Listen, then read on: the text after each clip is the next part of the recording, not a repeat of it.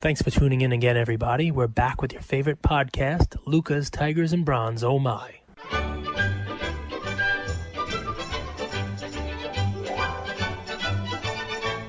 Let's welcome you guys back to another episode of Luca's Tigers and Bronze. Oh my. And today's going to be our bread and butter episode. It feels so long, now that we go through the weekend, we usually have a coffee with Cage, a guest episode. Then Mondays are kind of our star stock, what's going on with modern cards, baseball, football, and basketball. So Tuesday, we go 3-4 days without bringing you guys daily plays. When we first started this, that was what we did. It was just daily play after daily play, and hope you guys cashed on some of those with us. I know a lot of you guys have, and you've sent us DMs and things like that. We have our PSA submission. It's open this is our fourth submission. We've gotten some 5 days back, which is really nice. So if you are thinking about subbing some cards, it's a rolling submission. So feel free to send your cards to our PO box. It's insured. Everything's taken care of. It's big enough to fit all the mail. And a good friend of mine actually made a good point. I'm like, man, it's so hard to make money right now in sports cards because grading takes forever. Well, he said, really what you should be doing is subbing every single month. You should be finding deals on eBay, whether it's 1, 2, 3, 5 cards, and just including them in the sub monthly, so that you always have something coming back. So just something to think about. Cage, before we jump into our plays, do you want to talk about anything? What did you think about the LeBron quarrel with the beautiful blonde lady on the internet? Listen, it's a crazy weekend. I hope the momentum for sports cards, continues. Little silly infighting is never fun.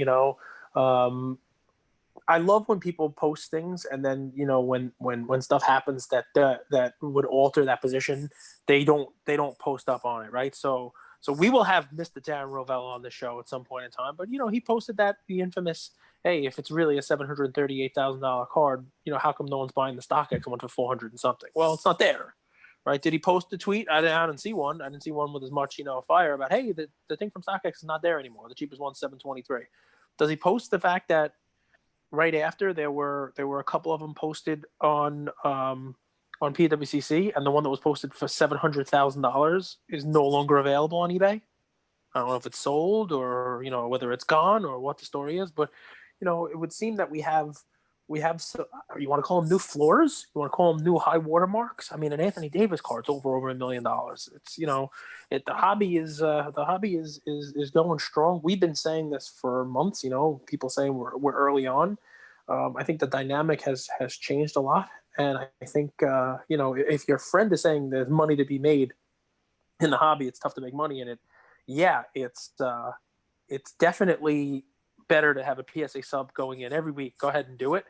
But there are places to look. The pick that I have for today, I can't wait to hear yours because I know you're excited about it. The pick that I have for today, I think is a clear-cut moneymaker.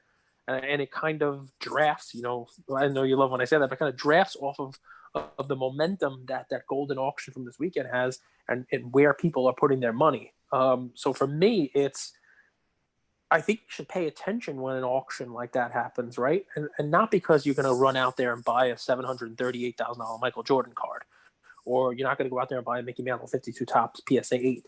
But what's going to happen to other cards because of what happened to those? That's the question you should be asking. So I can't wait to get to my play. One card that's going up, it's going berserk. And guys, it's a play that I brought you guys, but I brought you the BGS 9 version of this card for $400. It's the Mike Trout card. The PSA 10 version of the Mike Trout Topps 2011 now, Cages, is a $10,000 card. I don't know if you saw some listings. You never know if they're paid for or not, so it's always a little bit hesitant, but I'm confident that's a $7,000 card right now based on quite a few sales. And I think people are, whether that's manipulated or not is something that we could discuss at a different time, but I think people see him as kind of the closest comparison in modern day to Mickey Mantle, and seeing the Mickey Mantle 9 sell for 5.2, then the 8 sell for $2 million. People are like, wow, well, this Mike Trout card is significantly underpriced. So that's just one example of, I think, what you're talking about. It's exactly what I was talking about. I actually looked at that card for a play today because what your thought process there is exactly that. I think to myself, okay, if this is what's happening to these goats, well, where is it going to happen next, right? So, and I looked at that trout card, and it's expensive. So before you actually give the play, what are a few places that you looked like if Michael Jordan, then X, if Mickey Mantle, then what was your thought? So Like, no, so I mean, listen, the I got the big guy off the couch. I no, always, so the when we do these episodes, I always have to say something that's either stimulating or polarizing to get the big lug off the couch. Because sometimes, he's drinking that soda. He has like 15 fries deep. I'll get There it myself. is. Lean in. Lean in. It's like that meme, when you're playing video games and then you're losing and you lean in. There it is. All right. So walk us through your thought process. We got a little Diet Dr. Pepper there. I feel like that. Remember that meme Jordan made for us with the PSA taster, and he was taste testing the vanilla ice cream. Get that cream. Get that vanilla. That's a 10. Yeah. I'll share it to the story. I'll share it to the story. Yeah. Put that back up there. A lot of people haven't seen that one. That was funny. No. So I mean, listen. You know what you got to be asking yourself? You got to be asking yourself, who are the goats? Who are people who can be in the goat conversation? Who are people who are just they transcend the sport? You name it. And I love it because look, a lot of money went in the last couple of years to prospecting, right? A lot of money went into who's going to be the next whatever.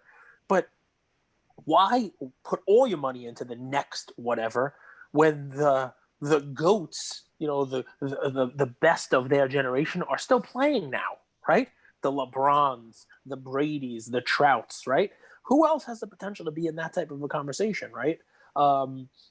It really is a scary thing, right? Because we all think we're smarter than the next guy. We all think, I got to play. I got a way to do this. I'm going to be buying Jaylen Brown, and I'm going to put my money into this. If we all would have just put our money into LeBron and Michael Jordan when we got into this thing a couple of years ago, we got back heavy into the hobby, we'd all be doing even better. It's almost like don't get too cute, right? I was thinking about that exact same thing. I was going to ask Paul Luca Nation and see, we all make a ton of moves, but is there one card that you could have just held for an entire year that could have outperformed all of the moves you made? I know I had at least 3 of those cards that I ended up selling and then trying to finagle and do things with. I should have just laid on the beat. 3 years ago, I came in. I've told Luca Nation this. I said I was going to put $100,000 into the hobby, and I was going to make it up comprised of 100, however many I can get of each one. 100 Mike Trout 2011 Topps cards, 1993 Topps Jeter Golds, and LeBron 2003 Topps Chromes. All of them were $1,000 or less, right? I was going to buy 100 of them, and I wound up buying like 18 Jeters. And they were like, $600. I sold them all when they got to 1,200. They're like 3,000-4,000 now. The Trouts I bought for $500. I got like 7 of them. I sold them all when they got to like 1,200, 1,250. The LeBrons I had 3 of, and I sold them they were 1,000. I sold them for $2,500, like a doofus. But yeah, I mean, like if you were to just stick to that and think of the guys I just said: Trout, Jeter, LeBron. Instead, what did I do? I took that money and I'm going to buy Devontae Graham. And don't get me wrong, I did fine on Devontae Graham, but I didn't do what I would have done if I would have just sat on those blue chips. That's so, right. And guys, this is not me saying get out of your prospecting. Don't buy Bowman prospects and don't buy rookies and no, because there's definitely money to be made there. And, who knows how much longer the GOAT hype is also going to be there on these big cards. But it's just one of those funny things that you think about, right? And I guess the thought is you have to think about where the money is coming from, right? Right? Because, what's driving these Jordan prices and the LeBron prices and the whole deal? And I think we have to go back to your analysis of retail investor versus institutional investor, right? There are people out there investing money in this the same way they'd invest money in stocks. There are people out there building funds to invest in cards as an alternate asset class. And it's easier to explain to their financial advisor or to explain to their investors in their fund that they are in blue chips. Guys, I went out and I got a LeBron, I got a Michael Jordan rookie, I got a Mike Trout. It's easier than to say, hey, I got this Michael Porter Jr. And here's why I bought him. You have to explain who he is and why he's a good investment, whereas nobody's questioning LeBron as an investment. So that is why the recent influx of money has gone into those goats, because it's a if somebody tells you invest in sports cards, 9 out of 10 people are going to go out and buy Mantle, going to go out and buy Jordan, going to go out and buy LeBron, going to go out and buy the goats of the game, the Gretzky's and whatnot, right? So Listen, that leads me right into my play. I just started to think, GOAT. Who's a GOAT? Who's one of the greatest out there? Who's but still affordable and still obtainable? Um, and I start thinking baseball. All right, Trout. So I start doing Trout research, and it looks like the Trout train has already left the station. So the prices on those things are already going up. So I think to myself, all right, how about the next sport, right? Football. Let me look at football. And I see that the Jerry Rice rookie card and the Joe Montana rookie cards have all flown.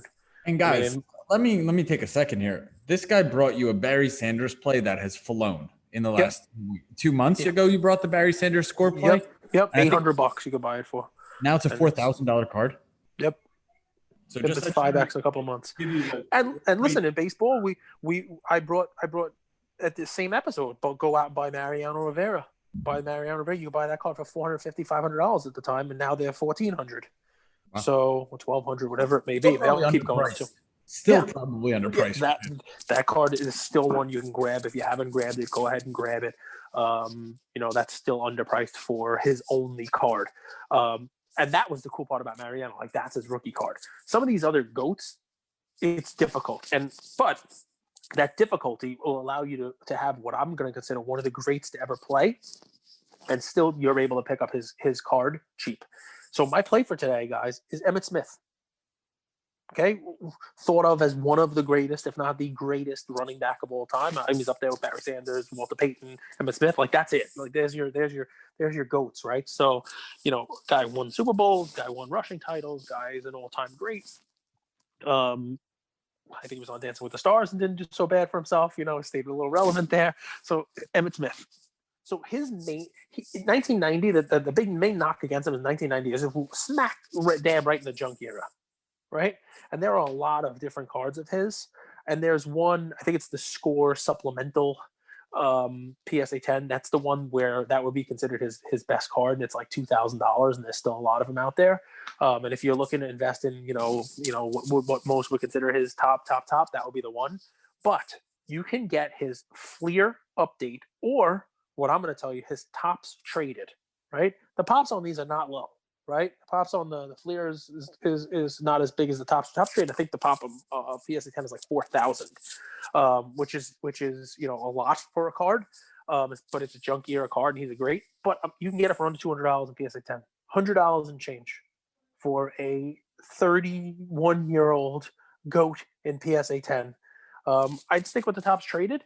Like I said, you can buy this card. I think they're available right now, $180, $185.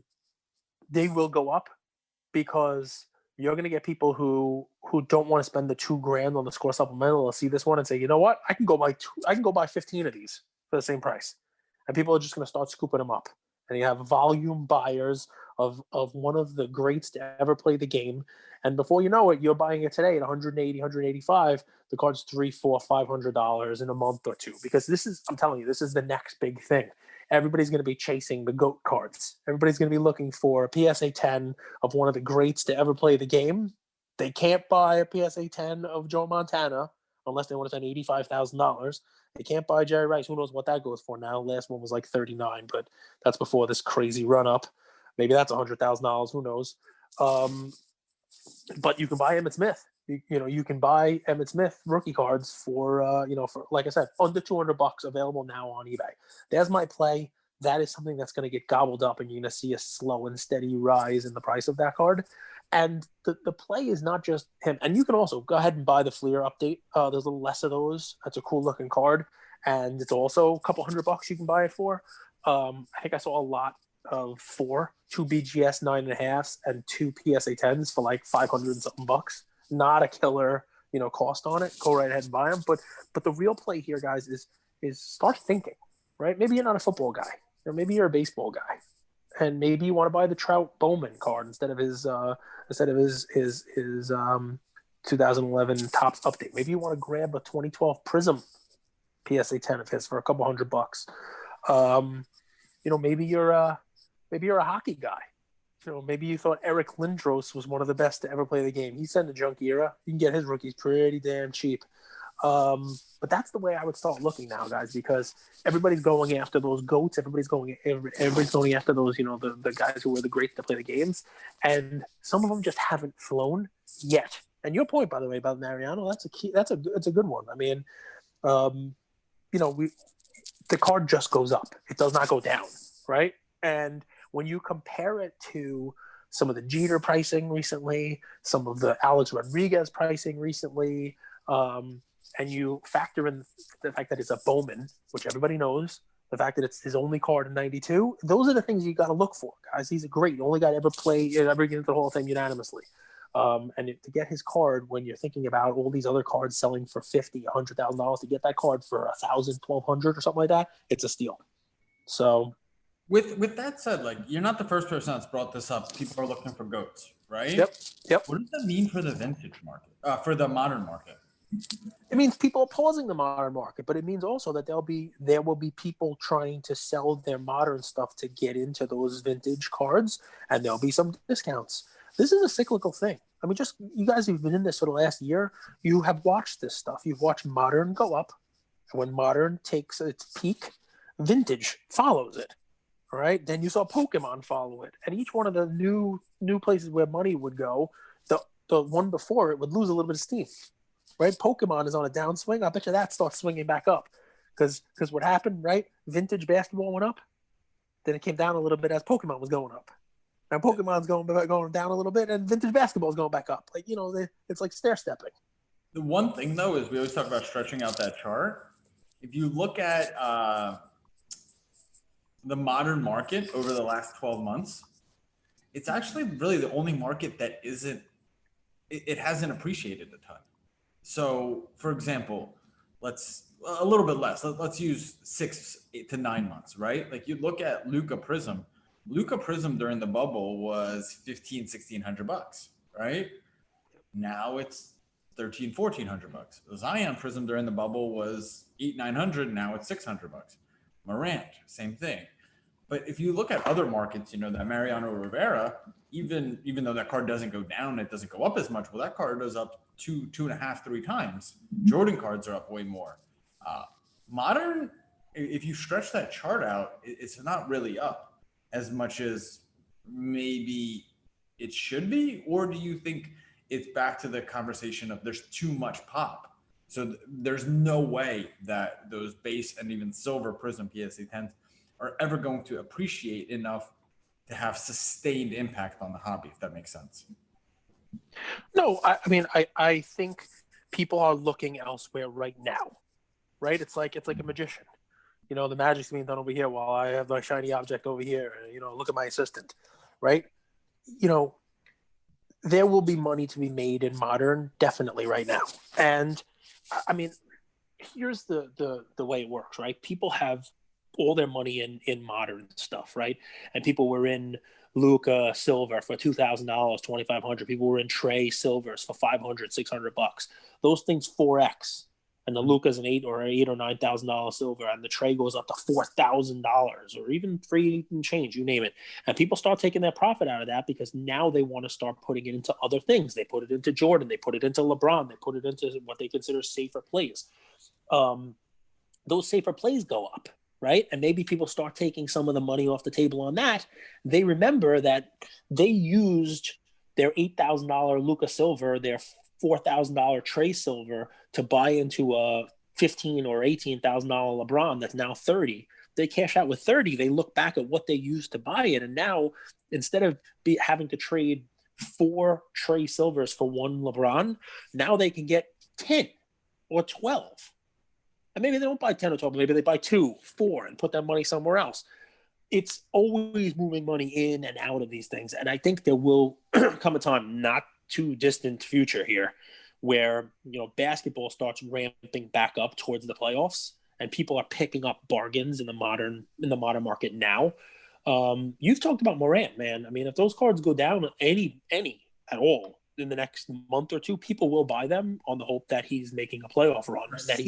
They're 60% of what they were at their peak, and that Grizzlies team is 6 or 7 game winning streak right now, and in 4th place in the West. So let me ask you this question. I'm going to get into my play.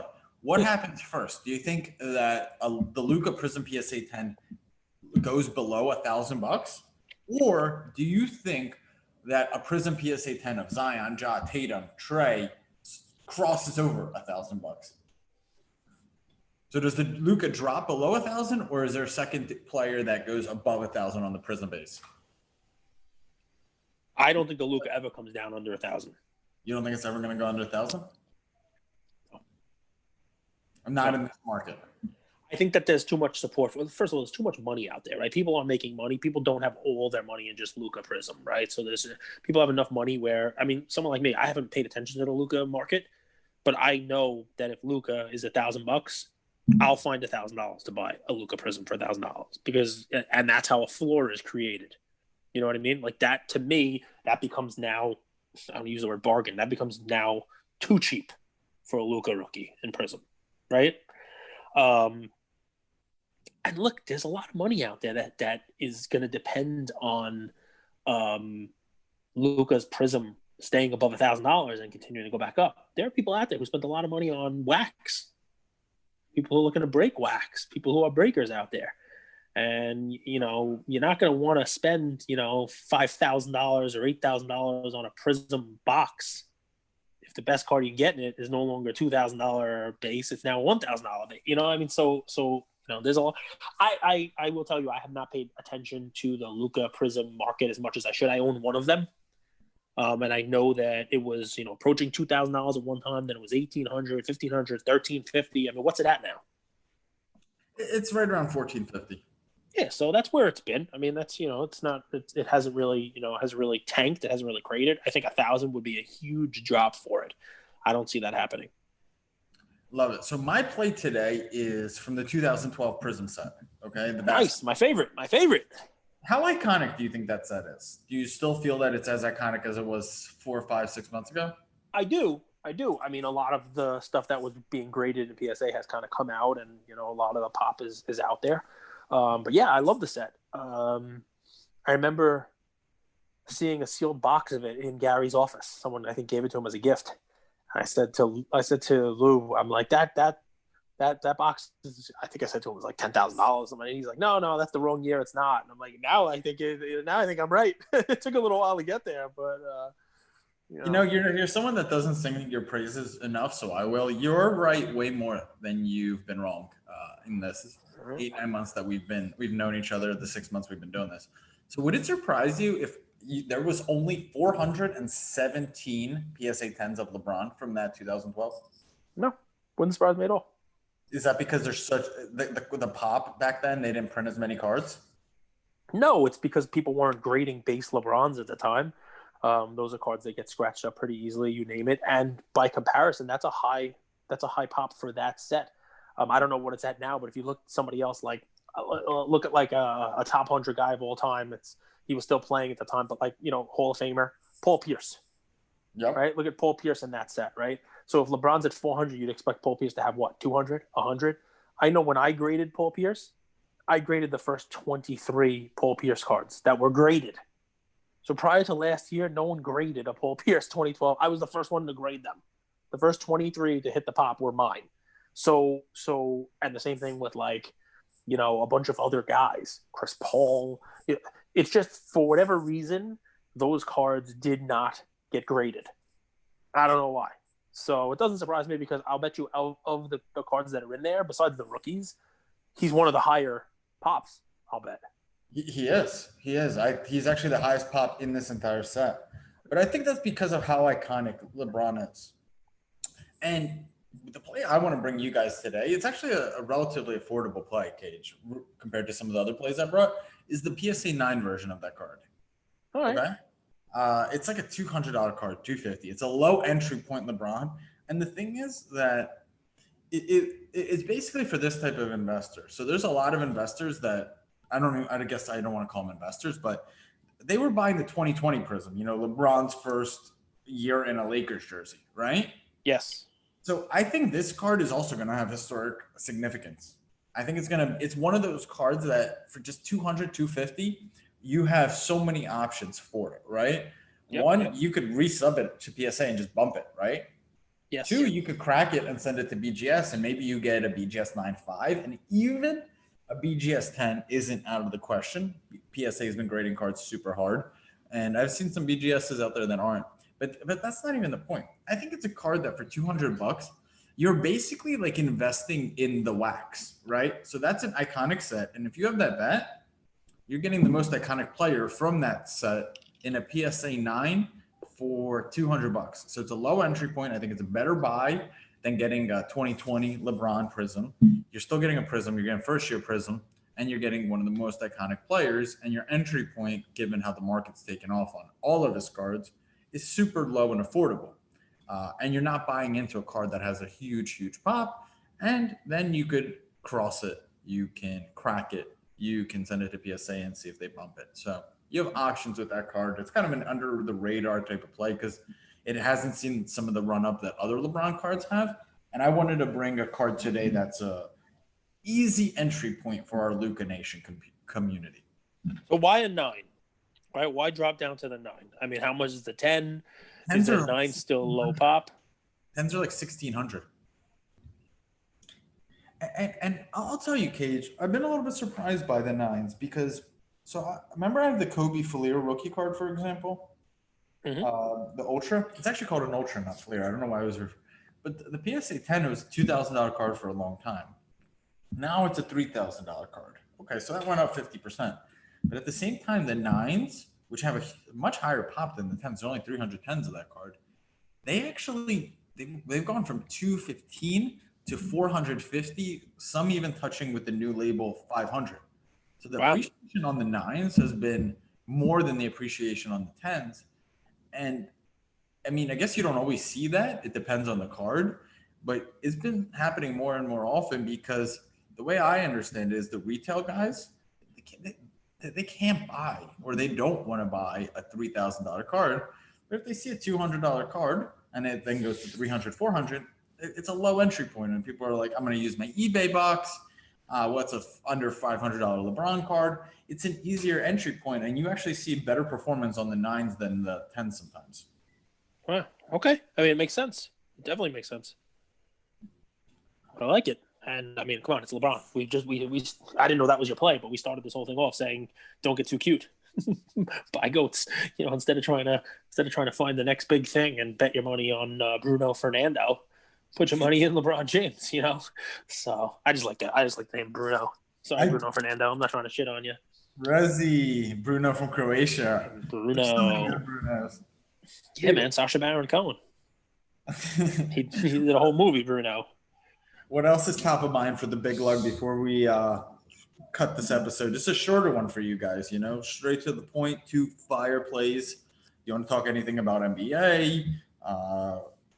What's top of mind? I mean, the NBA is nuts, man. I mean, we talked about Miami yesterday, and the Hornets go out there and beat them. On any given day, anybody can go out there and drop some points, is the point you made yesterday, and never more was that on display than yesterday. Terry Rozier was injured and out of the lineup. And so Devontae Graham and LaMelo Ball started, the backcourt, and you're like, all right, so those guys are going to light it up. And Graham had a good game, 20-something points. He's having a good year. He's not going to be the most improved player, but he's having a good year.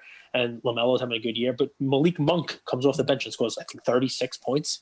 That guy never saw a shot he didn't love. But, I'm sure he was lighting up the star stock boards. And I sure wish I sent in some Malik Monk stuff, the week of Christmas. It'd be nice if that stuff was in there now. I'd be selling it myself. You gotta, if you're the GM of the Hornets, you gotta make some moves. No, like that team is not a bad team, and they're missing 1 or 2 big men from really being contending. I think they have 4 or 5 guards. Yeah, they have a ton of guards, and it'd be nice to move somebody like Monk, who's like their 4th guard. And he was good. He was a good college player. He showed flashes last year. That he can definitely. And I don't think the Bucks have anything, but like you package up, Malik Monk and Devontae for someone on. Let me think. The Bucks could use them. I mean, how about this? Those 2 guys for Kristaps Porzingis and someone else on the Mavs. Listen, where I would be going with it is if you could, because it's almost rental wise. You know what I mean? Monk and Graham. I think Graham you could probably sign. You could probably get cheap, but somebody like that, I would be looking to trade to like Cleveland. For who? Maybe they have like 9 big men. They have JaVale McGee. They have Andre Drummond, who's on an expiring contract. They have a bunch of Kevin Love would be good. They have on Kevin Love. So I horn. mean, any of those, pieces who could play, fill up the middle, play some defense, you name it, would be very helpful for them. I'm not sure they're going to be buyers per se, because even if they made the playoffs, they're not really, going to be making too much noise in the playoffs. But yeah, I mean, eventually you got to make a run, right? You got to do what you can, play some meaningful games. They definitely have the pieces. They definitely have a backcourt that's got some, some real, they have some expendable guys who can score. So I'm sure they'll find a trading partner. I guess we'll see. But yeah, they beat the Heat last night. The Heat are just, falling apart. They're not, and I'm glad you went to the Heat. Here's the thing, and if you guys know Spoelstra, you guys know Pat Riley, and you know that system, they're big on developing talent. And if you guys are watching this game, they're asking Tyler Hero to run point guard for them, and that's a big transition for him. So you asked about Tyler Hero, what I think of the Heat. This is what they do, man. They throw you in the fire, and they expect you through game time, through some not so pleasant experience maybe for their fans, to figure out how to be the point guard of the future. They're seeing if Tyler Hero is the point guard of the future. And I was watching the game yesterday, and he made some errant passes, but they're trying. They're trying, and that's what I think more so is happening with the Heat.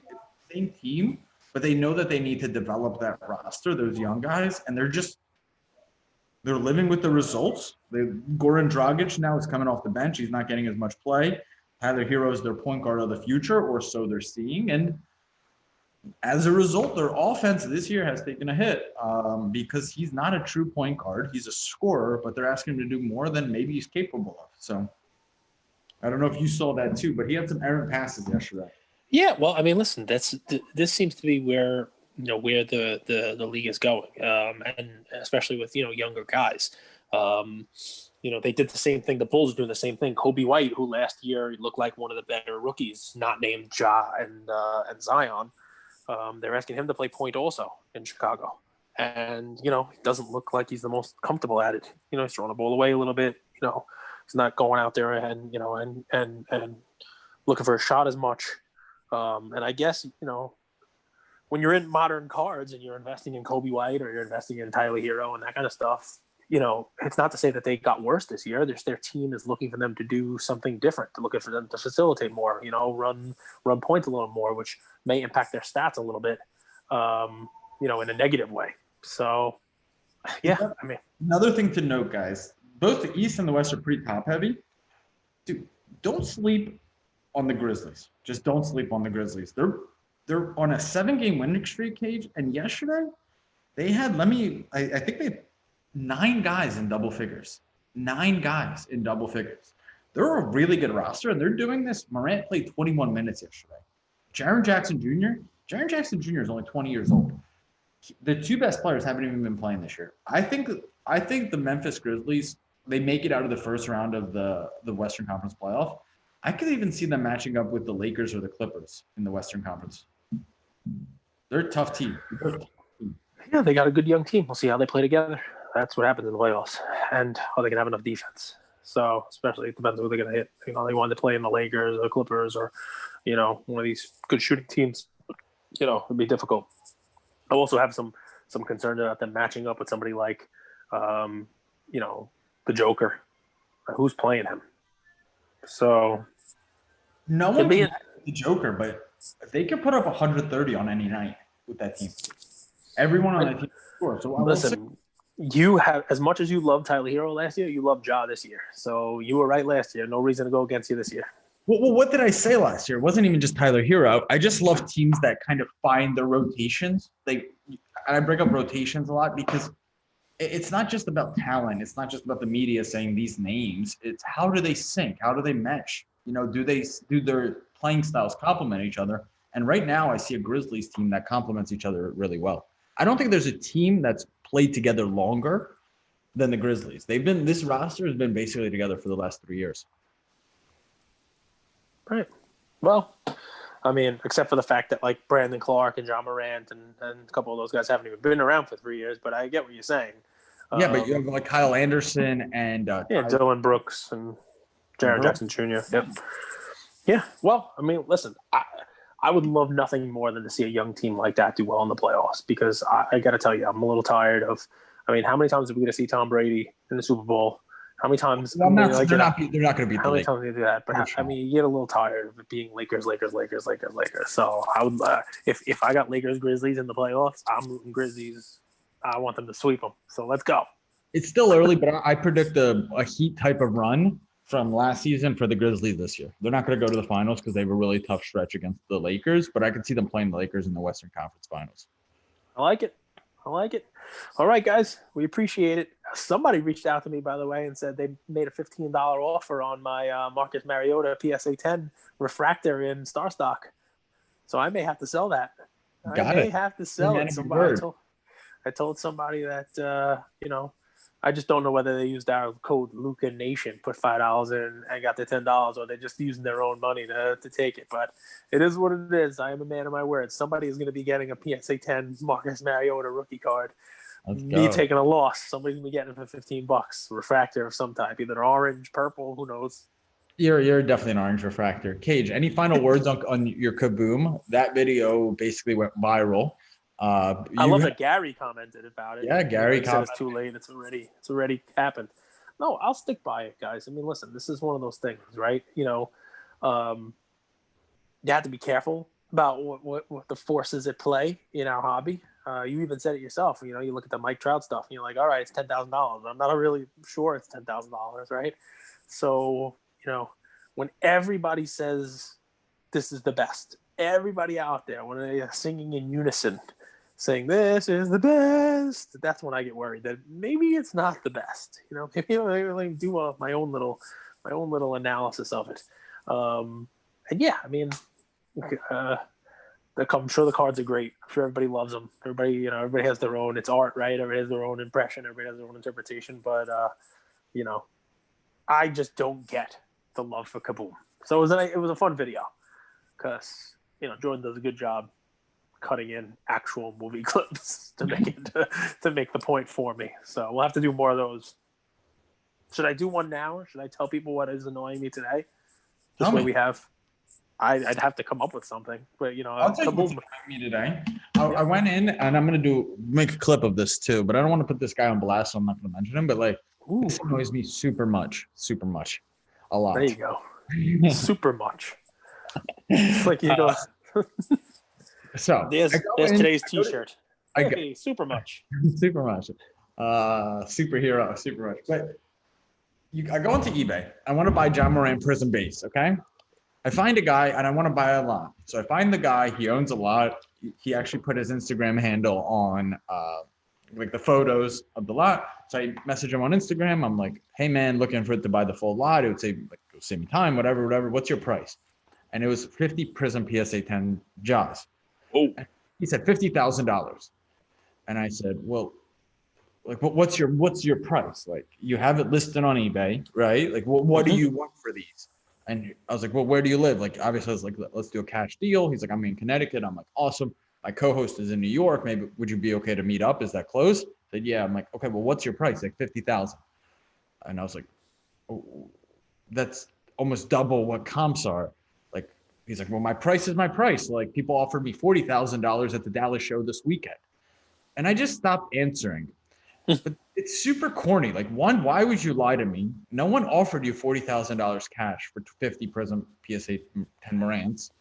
You would accept that in a heartbeat. That's like $900 a card, $800 a card. Were they all silvers and you just didn't realize? No, they're all base. And he's like, well, time is money. And buying lots is harder. But my pet peeve is fake sellers that are just fishing. So, and not only are they fishing, they're giving you fake, what I call is just lies about what other offers they're getting to try to bait you into an impulsive decision. It was super corny. It's a guy actually has a pretty big account, and it just kind of rubbed me the wrong way. I was like, dude, if you're selling, you're selling. If you're not, you're not. But don't be stuck in this middle place where you're kind of baiting for 50 times, 50% more than just the comps are because you put together a lot. I don't know, Cage. I don't know if you have a take on that. No, I mean, listen, my take is I understand where you're coming from, but also that his cards, and if that's his price, it's his price. That's And to say someone shouldn't tell you, hey, I have this offer. I mean, that's as old as time, right? It's a tale as old as time. People are going to tell you, hey, I got this offer because they're hoping to get you to pay a little more than you want to pay. That's negotiation 101. It's also lying, but it's still negotiation 101. I mean, it is what it is. My family always asks me this, and if you were the person who was at the Dallas show who offered him $40,000 for his 50 John Morant, please let us know. Send us a message. This way Andrew knows. It's a bull-faced lie. But I'm not a big negotiator. I like making deals, and this guy was just trying to negotiate. But no one's going to pay you $850 a card for a card that's selling for $550 right now, just because you put it in the lot. It's ridiculous. That's all. That's all. That's all. I love it. Well, listen, guys, we give you a whole bunch of fun stuff to talk about today. So I actually enjoy this one. We're going to continue to bring you fun stuff. We're going to continue to bring you guests. We got a Star Stock episode. We bring market movers. And those are all great because, it's stuff that nobody else is bringing you. But, our bread and butter is this. Just like you said, it's a bread and butter episode today, right? This is, let's talk some cards. Let's talk what's going on in the hobby. Let's give you some plays. So we hope you enjoy it. We really enjoy these as well. So thanks for listening, and we'll talk to you soon. You know what Luca Nation enjoys? They ask, how is Cage's hair so perfect for every episode? That's it right there. It's I do it right before. I do it right before every episode. Just run a comb right in and whoosh. It's not looking good. It's getting a little unruly over here. I gotta go get this cut. It's been a couple weeks. He's a true New Yorker. He goes and gets his bagels done and then his haircut. The bagels. Get some. I could use some bagels. I don't know. The bagel store's even open. We're all snowed in here.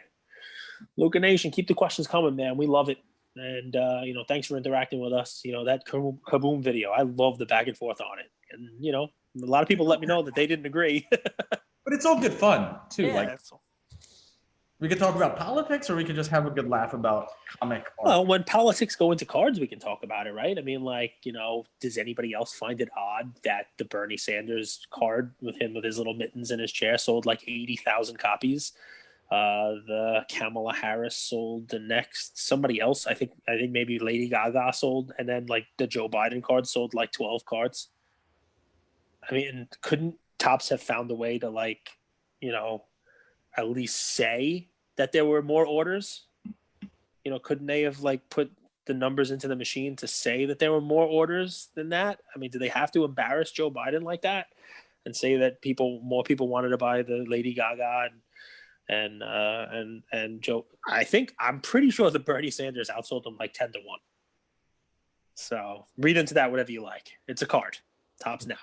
It's a card. That's all. Bye, Luca. Later, guys. Thank you for spending some time with us on another episode of the Lucas, Tigers, and Bronze Oh My podcast. Do us a favor and subscribe. You know what? Don't just like and subscribe. Everybody does that. If you like us, tell your friends, tell your neighbors, tell your enemies, tell everybody. And we hope you got something from spending some time with us today, and we'll see you next time. Thank you.